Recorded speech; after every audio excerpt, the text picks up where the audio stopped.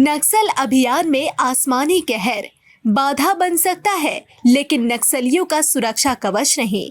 Monsoon में वज्रपात सुरक्षा बलों के लिए बड़ी चुनौती बन गई है। बीते दिनों चाईबासा के जंगलों में सीआरपीएफ कैंप में ही वज्रपात का कहर देखने को मिला, जिसमें सीआरपीएफ के असिस्टेंट कमांडेंट की मौत हो गई, जबकि 3 सुरक्षा बल के जवान इसमें झुलस गए। झारखंड में नक्सलियों के खिलाफ अंतिम लड़ाई जारी है। सारंडा के जंगलों में नक्सलियों की बिछाई आईईडी के साथ वज्रपात भी सुरक्षा बलों के लिए किसी बड़ी चुनौती से कम नहीं। वहीं वज्रपात में अपनी जान गंवाने वाले जवानों को इंश्योरेंस का लाभ नहीं मिल पा रहा, जो पुलिस महकमे के लिए चिंता का सबब है। ऐसा इस वजह से क्योंकि अब तक अभियान के दौरान वज्रपात से कभी किसी की जवान की जान नहीं गई थी, लेकिन इस वर्ष मानसून में इसका कहर देखने को मिला। चाईबासा के जंगलों में जहां सीआरपीएफ के असिस्टेंट कमांडेंट की वज्रपात से मौत हो गई, जिसके बाद इसे लेकर भी मंथन का दौर शुरू हो गया है। झारखंड के डीजीपी अनुराग गुप्ता ने बताया कि पूर्व में सांप के काटने से भी इंश्योरेंस का क्लेम नहीं मिलता था, लेकिन जब सांप के काटने से मौत का मामला सामने आया था तो उसे इंश्योरेंस क्लेम में जोड़ा गया। डीजीपी के अनुसार पिछले 25 साल के दौरान किसी भी अफसर या जवान की मौत वज्रपात से नहीं हुई थी। इस साल यह पहली घटना है जिसमें सीआरपीएफ के एक अधिकारी की जान वज्रपात की वजह से हो गई। हमने अपनी पूरी फोर्स और पूरी शक्ति का फोकस कर दिया है अभी सारंडा के जंगलों में। हमने आपको जैसे मैंने बताया था जैप 1 का करीब 6 कंपनी, इसके अलावा जेजे की कंपनी, सैप की कंपनी और सारी बलों का हमने वहाँ पे फोकस कर दिया। इसके अलावा बहुत सारे सीनियर अधिकारियों का डिप्लॉयमेंट किया है।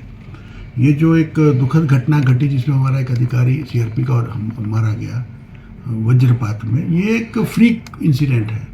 मतलब मैं करीब 25 साल से झारखंड में नक्सल ऑपरेशन देख रहा हूँ। ये पहली बार ऐसी घटना घटी है जहाँ पे वज्रपात से किसी हमारे अधिकारी की जान चली गई हो। जैसे कि हम लोगों ने इंश्योरेंस पॉलिसी बना रखी थी, तो बीच में एक बार हुआ कि एक व्यक्ति की सांप काटने से मृत्यु हो गई, तो हमने अपनी इंश्योरेंस में सांप काटने को भी जोड़ा फिर बाद में। लेकिन वज्रपात के बारे में आज तक हमें कभी ऐसी अंदेशा नहीं था कि वज्रपात से भी हमारे जवान की जान जा सकती है। बहुत दुखद है और ये क्या कहा जाए। लेकिन हमारा जहाँ तक नक्सल अभियान है फुल स्विंग में चल रहा है। देखिए रोज़ रिकवरीज हो रही है, चाहे वो सारंडा हो वहाँ भी रिकवरीज हुई है। अभी गिरिडीह में भी बहुत अच्छी रिकवरी हुई, जिसमें पुरानी 2005-6 की लूटी हुई राइफल भी बरामद हुई है।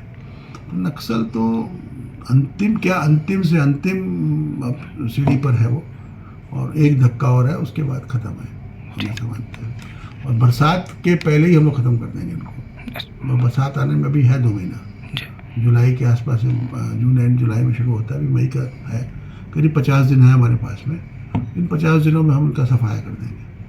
झारखंड के डीजीपी का कहना है कि बरसात से पहले ही सारंडा को नक्सलियों से क्लीन कर लिया जाएगा।